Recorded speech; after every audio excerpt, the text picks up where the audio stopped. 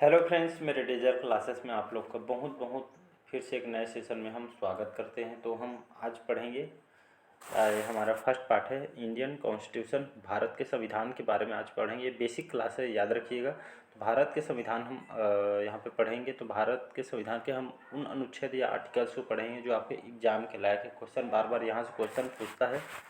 तो चलिए सेशन को स्टार्ट करते हैं। और मैं यहाँ पे लूसेंट भी कवर करा रहा हूँ, तो क्लासेस को भी रेगुलर फॉलो कीजिए।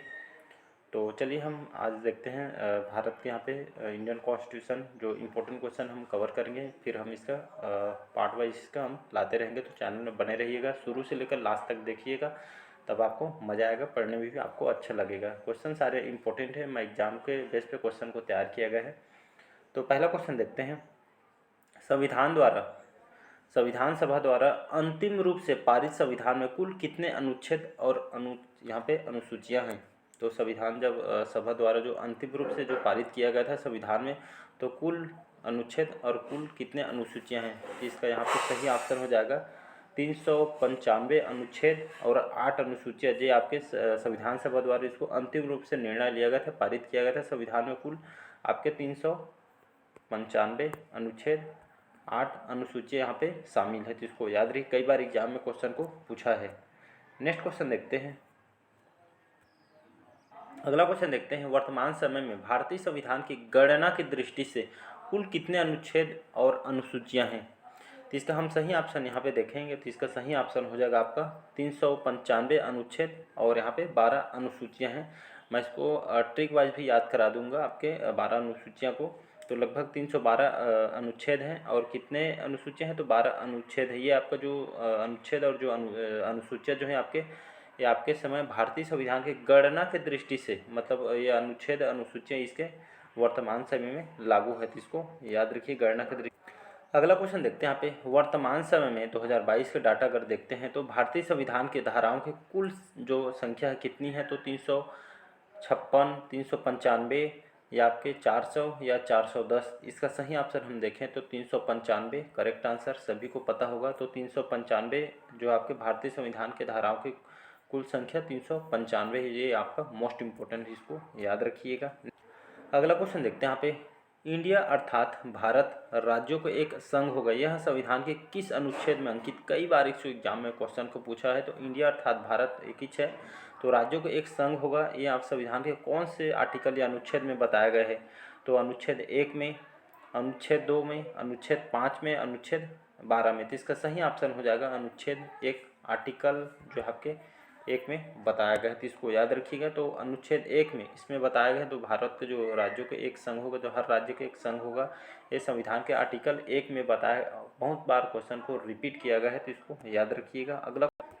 अगला क्वेश्चन देखते हैं। भारतीय संविधान के किन अनुच्छेदों में नागरिकता संबंधी प्रावधान दिया गया है। तो अनुच्छेद 2 से लेकर 12 में, अनुच्छेद 10 से 20 में, अनुच्छेद 1 से 11 में, अनुच्छेद 5 से 11 में। तो इसका सही ऑप्शन हम देखें तो अनुच्छेद 511, आर्टिकल नंबर 5 से 11 में भारतीय संविधान के इन अनुच्छेदों में यहाँ पे नागरिकता संबंधी, यहाँ पे नागरिकता के बारे में बताया गया है आर्टिकल 5 से 11 में। तो वेरी मार्क करके रख लीजिए, बहुत बार क्वेश्चन को रिपीट।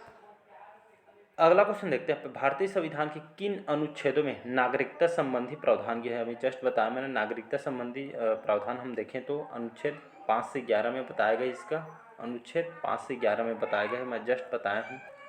अगला क्वेश्चन देखते हैं। निम्नलिखित में किन अनुच्छेदों द्वारा भारतीय संविधान के नागरिकों को मूल अधिकार या निश्चितता प्रदान किए गए। तो अनुच्छेद 12 से 35 तक, या आपका अनुच्छेद 12 से 30 तक, या आपके अनुच्छेद 20 से 35 तक, या अनुच्छेद 20 से 40 तक। इसका सही ऑप्शन हम देखें तो अनुच्छेद आर्टिकल 12 से 35 के द्वारा, यहाँ पे इसका ये ऑप्शन करेक्ट आंसर हो जाए। आर्टिकल 12 से 35 के द्वारा, इस अनुच्छेद के द्वारा भारतीय संविधान में नागरिकों को मूल अधिकार, उनके जो मूल अधिकार के बारे में बताया गया है। तो इसको याद रखिए, आर्टिकल 12 से आपके 35 में जो भारत के नागरिक हैं उनके मूल अधिकार के बारे में बताया गया है। तो इसको याद रखिएगा। अगला क्वेश्चन देखते हैं यहाँ पे। नौकरियों तथा शैक्षणिक संस्थाओं में समाज के कमजोर वर्ग के लिए आरक्षण उपलब्ध कराने के लिए केंद्र सरकार के संविधान का कौन सा अनुच्छेद अधिकार प्रदान करता है। तो आर्टिकल अनुच्छेद 20, आर्टिकल अनुच्छेद 25, अनुच्छेद 16, अनुच्छेद 12। तो इसका सही ऑप्शन हम देखें तो अनुच्छेद जो 16 है इसमें बताया गया है तो नौकरियों तथा जो शैक्षणिक संस्थाओं में समाज के जो कमज़ोर वर्ग हैं, जो गरीब परिवार के हैं, उनको आरक्षण उपलब्ध कराने के लिए जो हमारे केंद्र सरकार है, इसको संविधान के कौन से अनुच्छेद में अधिकार प्रदान किया है, तो आर्टिकल 16 में, इसको याद रखिएगा, आर्टिकल 16 अनुच्छेद 16 में ये आपका अधिकार प्रदान करता है, जिसको याद। अगला क्वेश्चन देखते हैं, भारतीय संविधान का कौन सा जो अनुच्छेद है जिसमें अस्पृश्यता का उन्मूलन करता है तथा किसी भी रूप में इसके आचरण का निषेध करता है। अनुच्छेद 17 में बताया गया है, अनुच्छेद 22 में, अनुच्छेद 28 में या अनुच्छेद 33 में। इसका सही ऑप्शन हो जाएगा अनुच्छेद 17 में। तो भारतीय संविधान के आर्टिकल आपके 17 में इसमें बताया गया जो अस्पृश्यता का उन्मूलन करता है और किसी भी रूप में इसके आचरण का निषेध करता है। तो आर्टिकल 17 मोस्ट इंपॉर्टेंट क्वेश्चन है, इसको याद रखिएगा, मोस्ट इंपॉर्टेंट है, इसको वेरी वेरी मार्क करके बहुत बार क्वेश्चन को रिपीट किया है, अक्सर इसको क्वेश्चन को उठाता है, तो याद रखिएगा।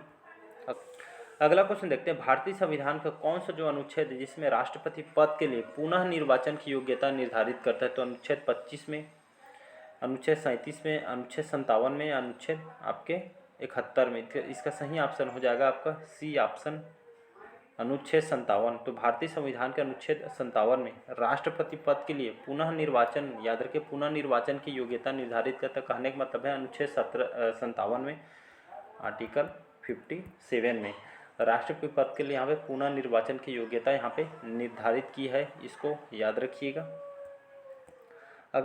अगला क्वेश्चन देखते हैं, किस अनुच्छेद के अंतर्गत भाषण और अभिव्यक्ति की स्वतंत्रता के अधिकार की गारंटी यहाँ पे दी गई है। तो अनुच्छेद 10, अनुच्छेद 15, अनुच्छेद 19 या अनुच्छेद 24 में। तो इसका सही ऑप्शन देखें तो आर्टिकल अनुच्छेद 19, तो अनुच्छेद 19 या आर्टिकल 19 सेम ही है।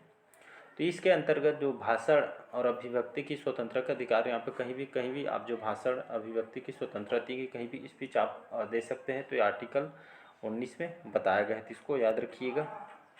अगला क्वेश्चन देखते हैं, निम्नलिखित में किस अनुच्छेद में प्रेस की स्वतंत्रता दी गई है। तो अनुच्छेद 19(1) में, अनुच्छेद 21(a) में, अनुच्छेद 30 में, अनुच्छेद 23 में। तो इसका सही ऑप्शन देखें तो हम इसका ए ऑप्शन करेक्ट आंसर हो जाएगा। तो आर्टिकल 19 फर्स्ट में इसके बारे में बताया गया कि अनुच्छेद में जो प्रेस की स्वतंत्रता यहाँ पे दी गई, प्रेस के बारे में स्वतंत्र, सभी को स्वतंत्रता इसमें दी गई थी, इसको याद रखिए, आर्टिकल 19(1) में फर्स्ट में बताया गया है।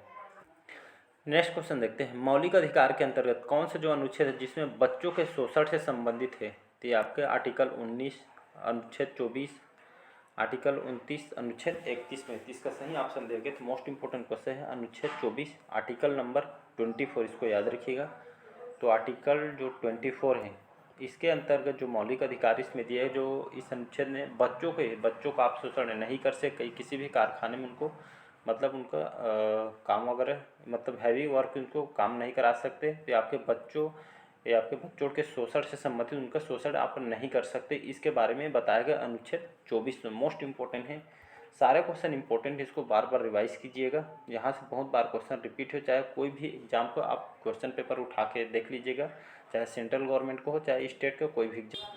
अगला क्वेश्चन देखते हैं, निम्नलिखित में से किस अनुच्छेद में अल्पसंख्यकों के हितों के संरक्षण की व्यवस्था की गई है। तो अनुच्छेद 19 में, अनुच्छेद 11, अनुच्छेद 31 या अनुच्छेद 29 में। तो इसका सही ऑप्शन हो जाएगा आपका अनुच्छेद 29, अनुच्छेद 29। तो अनुच्छेद 29 में आर्टिकल नंबर 29, तो इसमें बताया गया है, तो इस अनुच्छेद में जो अल्पसंख्यकों जो हितों के संरक्षण के यहाँ पे बारे में उनकी व्यवस्था की गई है, इसको याद रखिए। अगला क्वेश्चन देखते हैं, कौन से अनुच्छेद के अंतर्गत भारत का सर्वोच्च न्यायालय नागरिकों के मौलिक अधिकारों की रक्षा करता है। तो अनुच्छेद 32, अनुच्छेद 40, अनुच्छेद 42, अनुच्छेद 55। तो इसका सही ऑप्शन हो जाएगा अनुच्छेद 32, आर्टिकल नंबर 32। इसको याद रखिए कि इस अनुच्छेद में जो भारत के जो सर्वोच्च न्यायालय के जो नागरिकों के इनके मौलिक अधिकारों के बारे में आपका रक्षा करता है, मौलिक अधिकारों की रक्षा करता है, सर्वोच्च नागरिकों के मौलिक अधिकारों के बारे में बताया गया है आर्टिकल 32, अनुच्छेद आपके 32 में, जिसको याद रखिएगा। अगला क्वेश्चन देखते हैं यहाँ पे, भारतीय संविधान के अंतर्गत कल्याणकारी राज्य की अवधारणा निम्नलिखित किस अनुच्छेद में वर्णित है। आर्टिकल 17, आर्टिकल 39, आर्टिकल 70, अनुच्छेद 76। इसका सही ऑप्शन देखें तो आर्टिकल जो 39 है अनुच्छेद 39 में। तो भारतीय संविधान के इसके अंतर्गत जो कल्याणकारी जो राज्य है अवधारणा और उनके अनुच्छेद को यहाँ पे वडित मतलब कोई भी जो स्टेट है, स्टेट के बारे में, काले काड़े जो कल्याणकारी राज्य के अवधारणा के बारे में, इनके बारे में बताया गया है, तो इसको याद। अगला क्वेश्चन देखते हैं, मोस्ट इंपोर्टेंट क्वेश्चन है, भारतीय संविधान के अनुच्छेदों में राज्य के नीति निर्देशक तत्वों का उल्लेख है। तो अनुच्छेद आपके 25 से 50 में, अनुच्छेद 36 से 51 में, या आपके 30 से 45 में, या आपके 10 से 22 में। तो इसका सही ऑप्शन हम देखें तो भारतीय संविधान के अनुच्छेद जो है आपका 36 से 51। तो अनुच्छेद 36 से 51 में भारतीय संविधान के अनुच्छेदों में राज्य के नीति निर्देशक तत्वों का उल्लेख किया है। कई बार एग्जाम में क्वेश्चन को पूछा गया है, तो इसको भी याद रखिए। कौन सा अनुच्छेद राज्य सरकारों को ग्राम पंचायत के गठन का निर्देश देता है? तो अनुच्छेद 10, 20, 30 या 40। इसका सही ऑप्शन हो जाएगा अनुच्छेद 40। वेरी मार्क करके रख लीजिएगा। तो ये आपका जो अनुच्छेद 40 है, इस अनुच्छेद में जो हमारे स्टेट या राज्य सरकार के जो ग्राम पंचायत के गठन के इसमें निर्देश देते हैं। तो आर्टिकल 40 इसको याद रखिएगा। तो इस अनुच्छेद 40 को याद रखिएगा।